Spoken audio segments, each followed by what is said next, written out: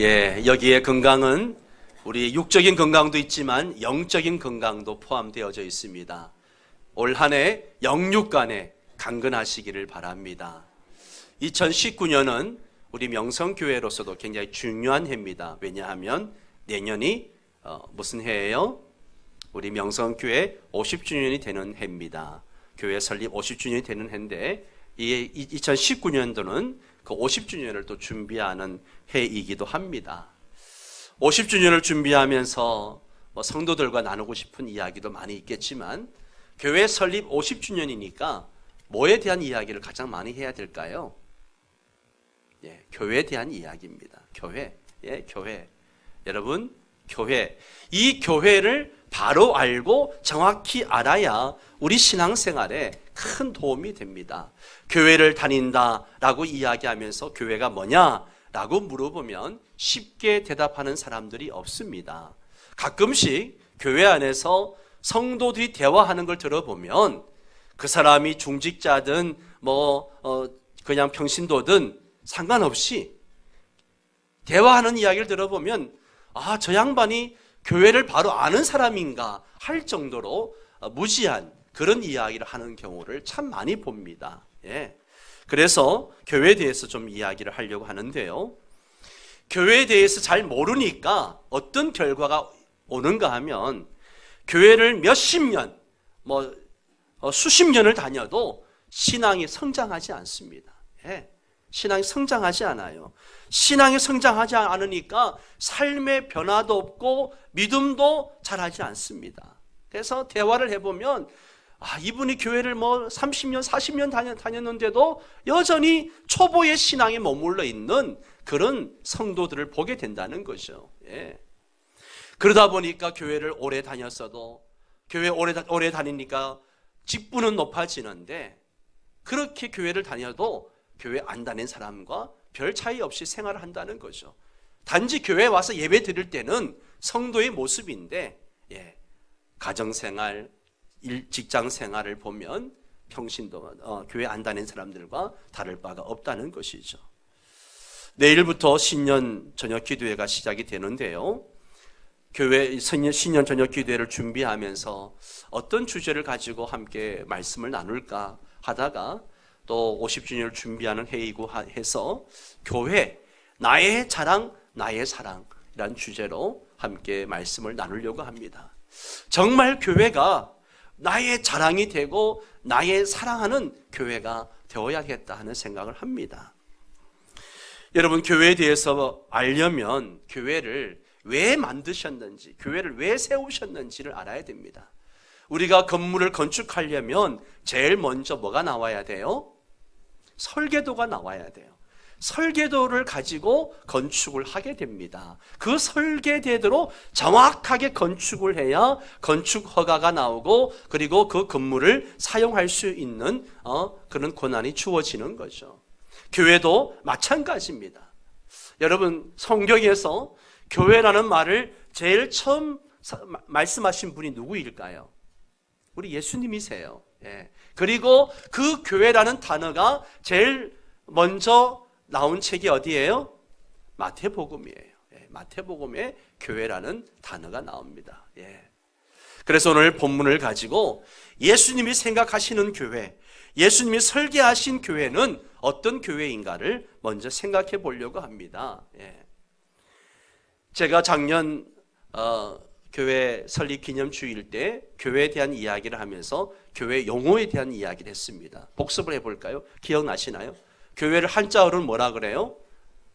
가르칠 교자에다가 모일 회자를 습니다. 가르치는 모임이다, 이런 뜻을 가지고 있죠. 정확한 표현은 아닙니다. 영어로는 뭐라 그래요? 처치. 불러냄 사람들의 모임, 이런 의미가 더 가깝습니다. 영어가 더 교회의 의미를 정확하게 표현하고 있습니다. 그리스 원어로는 에클레시아라고 이야기합니다. 불러냄을 받은 사람들의 모임, 이것이 교회입니다. 그러면 뭐로부터 불러냄을 당한 모임인가? 우리가 뭘로부터 불러 모임을 받았습니까? 사망의 권세, 음부의 권세, 사탄의 권세로부터 불러냄을 당한 사람들입니다. 이미 우리는 예수님을 만나기 전에는 허물과 죄로 죽었었고 육체의 욕심대로 살다가 결국 어디 갈 사람들이에요? 지옥 갈 사람들이었습니다. 그런데 그런 저와 여러분을 예수 그리스도 안에서 우리를 불러내었습니다. 그래서 교회는 이런 건물이 아니라 교회는 뭐라고요? 교회는 뭐예요? 이 모임이 교회입니다. 모임. 이 모임이 교회예요. 주의 이름으로 모이는 모임이 교회입니다. 오늘 예배 끝나면 남선교회 권사회가 월회로 모입니다. 그 모임이 뭐예요? 교회입니다. 구역 모임을 갖습니다. 그 모임이 뭐예요? 교회입니다. 성도들의 모임을 교회라고 이야기하는 거예요. 자, 그러면 건물이 아니고 교회는 건물이 아니고 내가 교회인데, 그러면 내가 교회로서 이 교회에 대한 어떤 생각을 가지고 있어야 되는가? 굉장히 중요하죠. 예수님은 지금 그것을 제자들에게 심어주기 위해서 그들을 따로 데리고 여행을 떠나십니다. 어디로 가세요? 오늘 말씀을 보니까 빌립보 가이사랴 지방으로 가십니다. 여기는 유대 지방이 아니에요. 이방 지역입니다. 예, 가이사랴 빌립보 지방에 가셔서 제자들에게 그동안 3년 동안 훈련하고 교육한 것을 마지막 테스트를 하는 거예요. 지금 이때 사건이 언젠가 하면 예수님이 십자가 지시기 2달 전이에요. 2달 정도 전입니다. 이제 예수님은 마지막으로 제자들의 믿음과 제자들의 그 생각을 점검을 하려고 하는 것이죠. 그래서 그 시험의 장소를 어디로 택했는가 하면 가이사랴 빌립보로 택했다라고 하는 것이죠. 또 이 가이사랴 빌립보는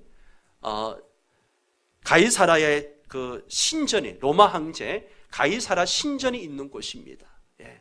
당시 로마 황제는 자기를 신으로 숭배하게 만들었습니다. 마치 일제시대 때 일본 사람들이 일본 천황을 신으로 숭배하게 만들었던 것처럼 로마 황제도 자기를 신으로 숭배하게 만들었습니다. 그래서 이 가이사랴 빌립보에는 가이사랴 신전이, 큰 신전이 있었습니다. 그 신전이 있는 곳에서 진정한 신은 저 가이사랴가 아니라 바로 예수 그리스도가 진정한 신임을 밝히고 있다라고 하는 것이죠.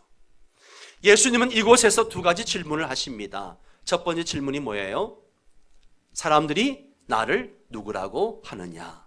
두 번째 질문은 너희는 나를 누구라고 하느냐? 공통적으로 나를 누구라고 하느냐라는 질문을 지금 하고 계십니다. 이 질문은 대학 수학 능력 시험이나 또 대기업 입사 시험 문제보다도 더 중요한 문제입니다. 제자들의 한마디로 졸업 시험이고 천국 입학 시험이라고 할 만큼 중요합니다.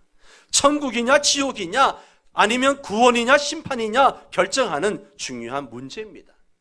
예수님을 정확히 알아야 천국에 들어갈 수 있습니다. 예수님이 누구인지 정확히 알아야 구원을 받습니다. 아멘입니까? 예. 14절을 보십시오. 이러한 예수님의 질문에 제자들의 대답입니다. 같이 읽습니다. 이르되 너희는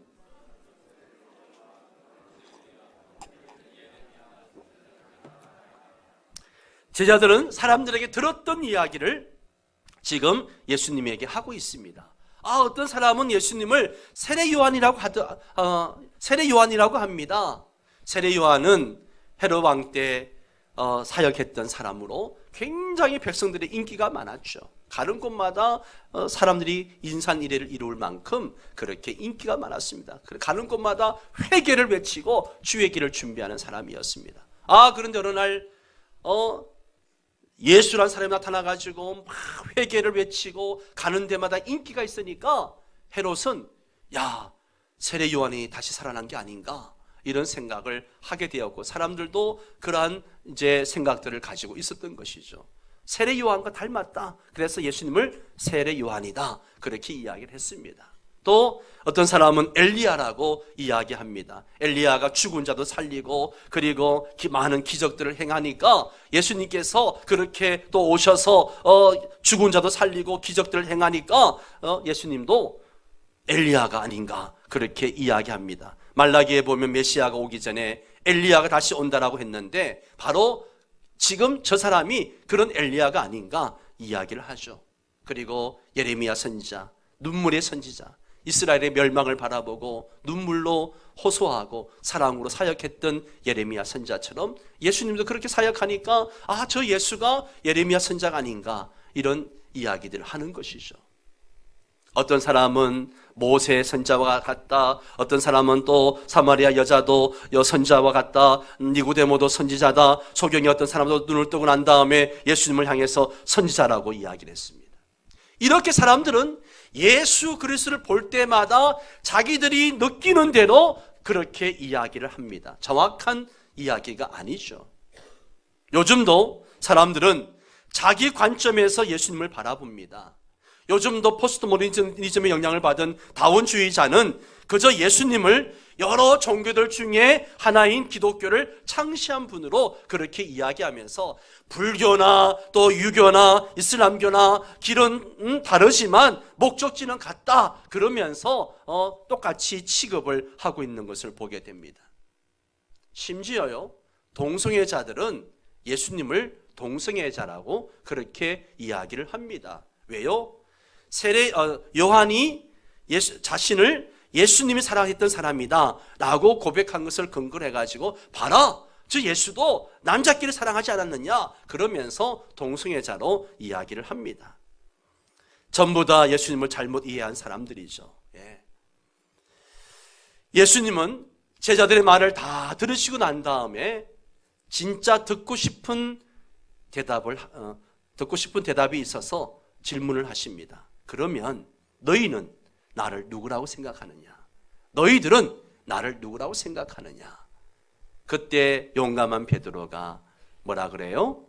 주는 그리스도시요 살아계신 하나님의 아들이십니다. 아멘. 베드로는 놀라운 고백을 합니다. 아주 만점짜리 고백을 하는 거죠. 그리스도라고 하는 것은 구약에 예언된 그 구원자를 의미하는 거예요. 인간을 속박에서 풀어 참 자유를 주시는 분이십니다. 아담 이후에 인간은 하나님의 저주를 받았습니다. 인간은 죄를 짓고 저주와 죽음을 당했습니다. 하나님은 이런 인간을 구원할 메시아를 약속해 주셨어요. 구약 성경의 주제는 오실 메시아에 대한 기록이라고 할 수 있습니다. 베드로는 예수님이 바로 구약에 예언된 그 그리스도이심을 고백한 것입니다. 예수님을 유일한 그리스도임을 증거하고 있는 거죠. 예수님은 인간을 죄와 죽음에서 자유케 하시고 하나님 나라로 인도하실 유일하신 바로 그 그리스도십니다. 길이요 진리요 생명이시기 때문에 예수님으로 말미암지 않고는 아버지께로 갈 자가 없습니다. 예수 외에 다른 이름을 구원자로 우리에게 주신 일이 없다라고 분명 말하고 있습니다. 예수님은 생명의 말씀이므로 우리가 예수님을 떠나서 다른 사람에게 갈 수 없습니다. 예수님은 그저 위대한 사람들 중에 하나가 아니라 유일하신 그리스도이십니다. 왜 예수님이 유일하신 그리스도인가? 그가 바로 하나님의 아들이시기 때문에 그렇습니다. 아멘입니까? 그렇습니다. 예수님만이 유일한 하나님의 아들이십니다. 공자나 마호메시나 석가나 이런 사람들은 다 그들이 신의 아들이 아니라 사람의 아들로 태어난 사람들입니다. 그들은 죽음을 극복하지 못했습니다. 다 예수님처럼 부활한 사람들이 아니에요. 전부 다 이 땅에 살다가 죽었던 사람들입니다. 그러나 우리 예수님은 하나님의 아들이심으로 영원히 살아계신 분이십니다. 부활 성천하신 예수님은 지금도 하나님 우편에 살아계십니다. 그곳에서 사탄을 발 아래 밟고 사역을 하고 계십니다. 예수님은 지극히 높으신 하나님이십니다. 성령으로 오셔서 영원히 저와 여러분의 마음속에 살아계신 하나님이십니다. 지금 우리가 있는 이곳에 우리 예배를 받으시기 위해서 지금 임재해 계시는 분이시기도 하십니다. 로마 황제 가이사가 진정한 황제가 아닙니다. 그는 권세를 가졌지만 얼마 후에 그는 죽을 것입니다. 그러나 예수님은 부활 후에 하나님 우편에서 영원히 살아계십니다. 지금도 예수님의 이름으로 많은 표적과 기사를 행하고 계시는 것을 봅니다. 우리에게 성령을 보내셔서 살아계신 왕이심을 증거하십니다. 예수님은 다시 구름 타고 권능과 큰 영광으로 오셔서 이 땅에 완전한 하나님 나라를 이루어 가실 것입니다. 이러한 베드로의 고백을 듣고 예수님이 너무 기쁘셔서 말씀을 하십니다. 17절 19절을 우리 한번 같이 읽도록 하겠습니다. 예수께서 대답하여 이르시되 바요나 시므나 네가 복이 있도다. 이를 네게 알게 하니 이는 혈육이 아니요 하나님에 계신 내 아버지시니라. 또 내게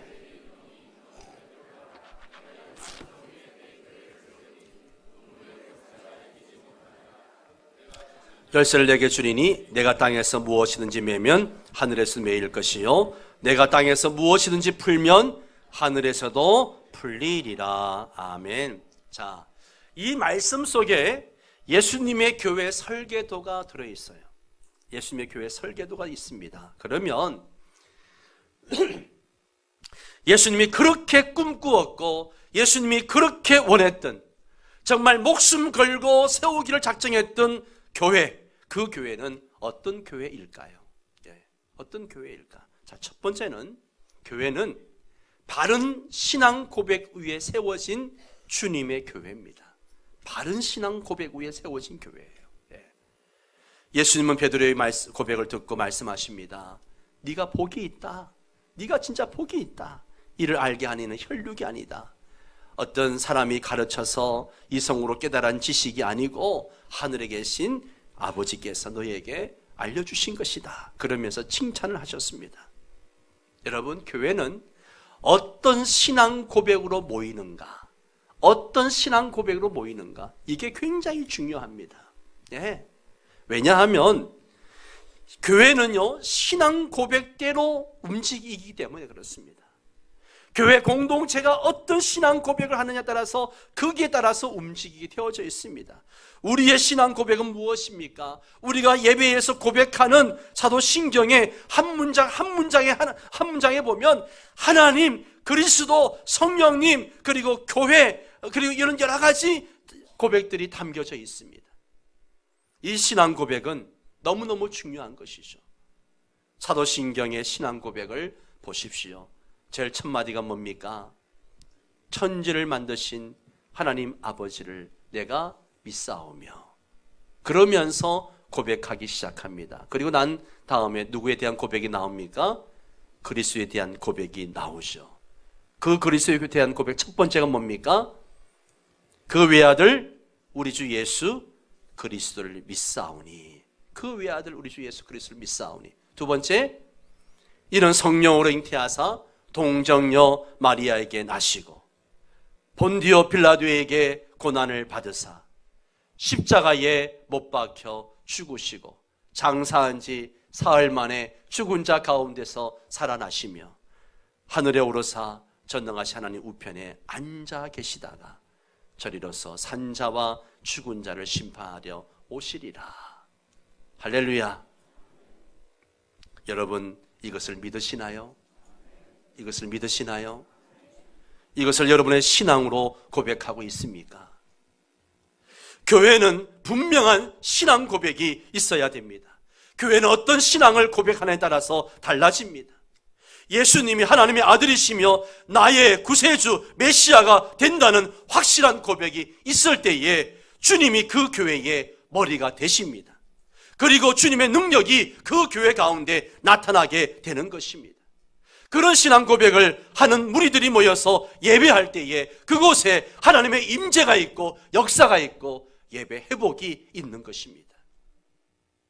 사랑하는 성도 여러분, 모일 때마다 여러분의 신앙을 분명하게 고백하시기 바랍니다.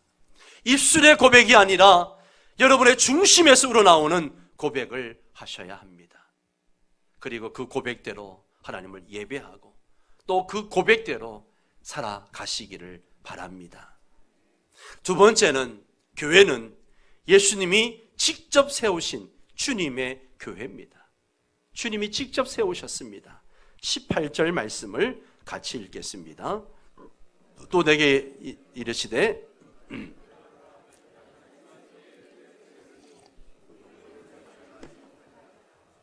자, 베드로의 신앙 고백을 칭찬하신 후에 너는 베드로라, 내가 이 반석 위에 누구 교회? 내 교회를 세우리니 말씀하십니다.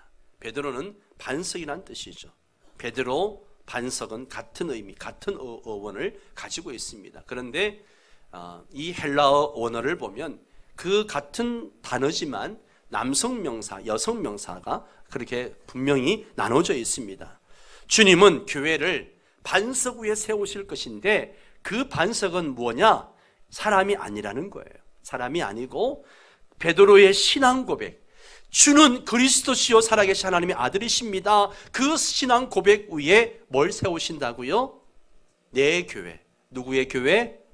주님의 교회. 주님의 교회. 주님의 교회. 예. 교회는요, 주님의 교회라고 하는 소속이 정확하게 나와 있습니다. 교회가 누구 교회예요? 주님의 교회입니다. 주님의 교회예요. 그런데 오늘날 이 땅의 교회가 과연 그렇습니까? 장로들의 교회, 담임 목사의 교회, 몇몇 기득권 세력의 교회가 되어가는 경우가 너무 많죠. 예. 그래서 교회가 막 분쟁하고 분열하고 싸우고 이런 참 보지 말아야 될 일들을 많이 보게 되는 거죠. 이유가 뭐예요? 주님의 교회라고 인정하지 않기 때문에. 주님의 교회라고 인정하지 않기 때문에. 시작은 주님의 교회를 시작했는데 전혀 숫자가 늘고 재정이 확보되어지고 영향력이 생기면 사람의 교회가 되어버리고 맙니다. 그동안 우리는 사람이 몇 명 모이는지, 재정이 얼마나 되는지, 담임 목사의 명망도가 얼마나 큰지 척도를 삼아서 교회를 평가했습니다. 그러다가 한국 교회가 쇠락한 것이죠. 외형이 늘어나서 제도적 교회로서는 커졌는데 한마디로 체력이 부실해진 거죠. 특별히 리더십 교체기를 겪으면서 한국 교회가 홍역을 앓고 있습니다. 준비되지 못한 지도자에게 교회를 세습하면서 반칙을 행하면서 교회의 영역과 영적인 실력이 점점 약해지는 것이죠. 여러분, 교회는 주님이 세우시는 주님의 교회입니다. 아멘입니까? 따라서 합니다. 교회는 주님이 세우시는 주님의 교회입니다. 명성교회는 주님이 세우시는 주님의 교회입니다. 예, 예수 그리스도는 바로 교회의 머리입니다. 교회 머리는 예수님이십니다. 교회 왕은 예수 그리스도이십니다. 교회 터는 예수 그리스도입니다. 예수님을 그리스도 고백하는 사람들은 교회 몸을 이루는 거예요. 저와 여러분은 그 주님의 교회의 지체에 불과한 겁니다. 예. 아무리 많은 사람이 모여도 예수님을 그리스도 고백하지 않는 사람들이 있다면 그들은 교회가 아니죠. 그런 면에서 하나님의 교회, 신천지, 통일교 이런 것은 교회가 아닙니다. 교회가 아니에요. 교회는 반복해서 예수님을 그리스도로 고백해야 됩니다. 모일 때마다 예수님을 그리스도로 고백해야 됩니다. 우리의 머리 대신 그리스도의 명령을 따라야 됩니다. 우리는 교회를 교회되게 해야 됩니다. 교회의 머리가 예수님 되게 해야 됩니다. 우린 살아계신 하나님의 아들이요 그리스도 대신 예수님을 중심으로 교회를 세워야 됩니다. 어떤 사람들은 예수님은 좋지만 교회는 싫다라고 이야기합니다. 이들은 교회에서 상처받은 사람들입니다. 성경을 공부하지만 교회는 나가지 않겠다라고 이야기합니다. 이렇게 말하는 사람들을 무교회주의자라 그렇게 이야기를 합니다. 여러분, 예수님은요, 성도들이 부족한 사람들이라도 우리가 교회로 모이기를 원하셨습니다.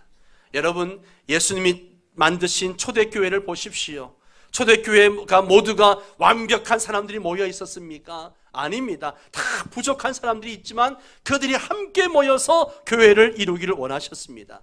교회는 완전한 사람, 완벽한 사람들이 모임이 아니라 불완전한 사람들이 모여가지고 끊임없이 하나님 앞에 회개하고 예수님을 닮아가는 사람들의 모임이 바로 교회입니다. 아멘이십니까? 이 모임이 그러한 모임이에요. 완벽한 사람들이라면 이 자리에 올 필요가 없죠. 예, 다 부족하고 연약하기 때문에 함께 모여가지고 자신을 돌아보고 회개하면서 예수님을 닮아가는 것이죠.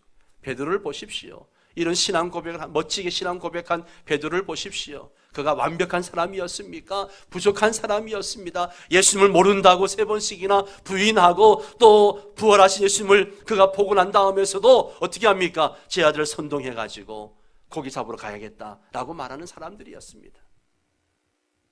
하나님은 이런 부족한 자를 통해서 교회를 이루십니다.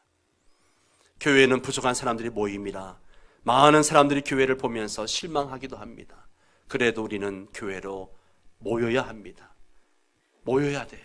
정말 소위 세상 말로 꼴도 보기 싫은 사람이 있어도 교회로 어떻게 해요? 모여야 됩니다. 왜 모여야 합니까? 이 교회는 주님의 교회이기 때문입니다. 다른 이유가 없어요. 이 교회는 주님의 교회이기 때문에 우리가 모여야 됩니다. 3번째로 교회는요, 음부의 권세가 이기지 못하는 곳이 교회입니다. 예수님은 음부의 권세가 이기지 못한다라고 말씀하십니다. 음부의 권세가 뭡니까? 사망의 권세, 사탄의 권세를 말합니다. 사망 권세를 우리 성도 개인의 힘으로 이길 수 없습니다. 사탄의 권세를 이길 수 없습니다. 교회 공동체가 사탄을 이길 수 있습니다. 교회 생활을 해야 우리가 서로 부딪히면서 인격이 성숙해집니다. 여러분, 우리가 새벽에도 나오고 아침에도 나오고 저녁에도 모이기를 힘쓰는 이유가 뭡니까? 저 멀리 사시면서 우리 교인들도 저 파주에서 일산에서 저 멀리서 분당에서도 오시고 수지에서도 오시고 평택에서도 오시고 여러 지역에서도 오시는데 그렇게 멀리서도 주일날 모여서 예배 드리는 이유가 뭐예요? 교회가 음부의 권세를 이길 수 있기 때문에 그렇습니다. 예. 하나님은 교회 안에서 승리를 주시기 때문입니다. 천국이 하나님 나라의 본점이라면 교회는 그 천국의 지점과 같은 거예요. 하나님은 연약하고 부족하지만 교회를 통하여서 일하십니다. 여러분, 지금 다 망할 것 같은 환경과 조건이 여러분을 둘러싸고 있다 할지라도 걱정하지 마세요. 결론적으로 성도들에게 망하는 게 없습니다. 왜요? 왜 망하는 게 없어요? 여러분, 우리가 어디에서 부름받았습니까? 아까 말씀드렸죠? 이미 망했던 자리에서, 끝장난 자리에서 부름받은 사람들이에요. 예. 우리는 이겨놓은 싸움에서 싸우고 있는 겁니다. 그렇기 때문에 망할 수가 없는 거예요. 교회에 대해서도 너무 걱정하지 마세요. 한국 교회가 당장 큰일 날 것처럼 걱정하는데 분명한 것은 음부의 권세가 교회를 이기지 못합니다. 우리가 중국의 상황을 들어보면 너무 안타깝죠. 예, 어떻게 교회를 저렇게 핍박할 수 있을까? 주일학교들은 아예 교회 나오지 못하도록 18세 미만은 교회 나오지 못하도록 금지령을 내리고 성탄절 때도 모이지 못하도록 감시하고 어떻게 이럴 수 있을까? 하지만 여러분, 어떤 권세도 교회를 이기지 못합니다. 이길 수 없습니다. 2000년 역사 가운데 교회를 이긴 그런 권세자가 있었습니까? 하나도 없었습니다. 교회를 이긴 것 같았으나 결국은 교회가 승리하는 것을 봤습니다. 교회를 아무리 욕해도 세상은 교회를 통해서 소망을 가지도록 하나님이 교회를 설계하셨습니다. 따라서 이 민족의 소망은 한국 교회 안에 있습니다. 한국 교회 안에 있어요. 교회가 세상의 소망인 것입니다. 마지막 4번째로 교회는 천국 열쇠를 맡아 사명을 다하는 교회입니다. 천국 열쇠를 맡아서 사명을 다하는 교회. 여러분, 다시 한번 19절 말씀을 같이 읽겠습니다. 내가 천국 열쇠를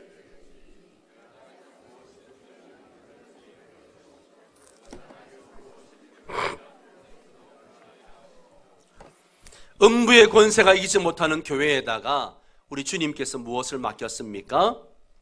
천국 열쇠를 맡겼습니다. 천국 열쇠가 뭡니까? 바로 예수 그리스도입니다. 아멘입니까? 천국은 예수 그리스도의 이름으로 들어갑니다. 복음이에요. 예. 여기서의 천국의 열쇠는 그리스도를 말합니다. 그렇지만 이 말씀을 적용적 해석을 한다면 바로 복음과 말씀 전파를 의미하는 거예요. 그것이 교회의 권세로 주신 겁니다. 태초에 말씀이 계셨습니다. 그 말씀이 육신이 되어서 이 땅에 오셨습니다. 그분이 바로 예수 그리스도입니다. 굶주린 영혼들을 살리기 위해서 자기 몸을 찢어주고 떼어줄 생명의 떡으로 이 땅에 오신 겁니다. 천국의 열쇠인 그리스도의 복음과 하나님의 말씀을 전파하는 것이 교회에 주어진 권세이고 사명입니다. 따라서 교회는 말씀을 잘 해석하고 그 말씀을 전파하는 권세이자 사명이 교회에게 주어진 겁니다. 마태복음 28장 19절 20절에 보면 우리 한번 같이 읽겠습니다. 그러므로 너희는 가서 모든 민족을 제자로 삼아 아버지와 아들과 성령의 이름으로 세례를 베풀고 내가 너희에게 분부한 모든 것을 가르쳐 지키게 하라. 볼지어다 내가 세상 끝날까지 너희와 항상 함께 있으리라 하시니라. 아멘. 우리가 이 본문을 가지고 늘 주로 선교하러 가는 쪽에만 강조해 왔습니다. 물론 이거는 100번 강조해도 만족함이 없습니다. 제가 이 부분을 전에도 말씀을 드렸습니다마는 이 헬라어 원문을 보면 주동사, 본동사가 뭐냐? 바로 제자를 삼아입니다. 가는 게 아니에요. 가는 게 주동사가 아니고 제자를 삼아가 주동사입니다.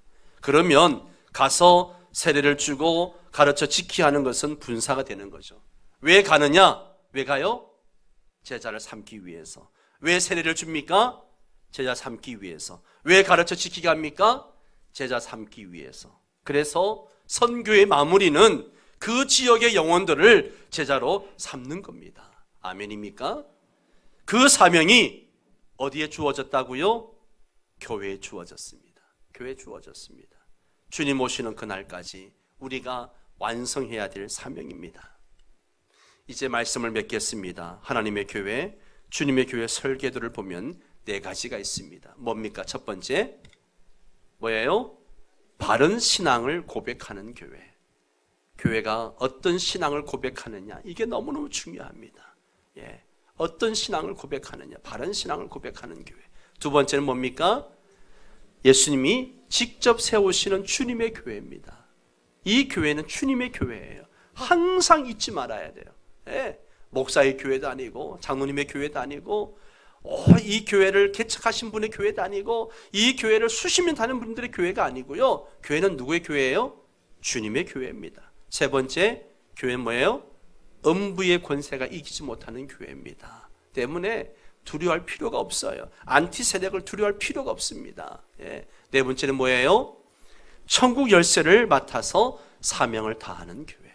이것이 우리 주님이 교회를 세우실 때 하신 설계도입니다. 이 4가지를 우리는 잊지 말아야 돼요. 아멘. 그래서 늘 교회를 묵상할 때마다 이 4가지를 깊이 묵상하면서 교회를 자랑하고 또 우리 교회를 사랑하는 여러분 되시기 바랍니다.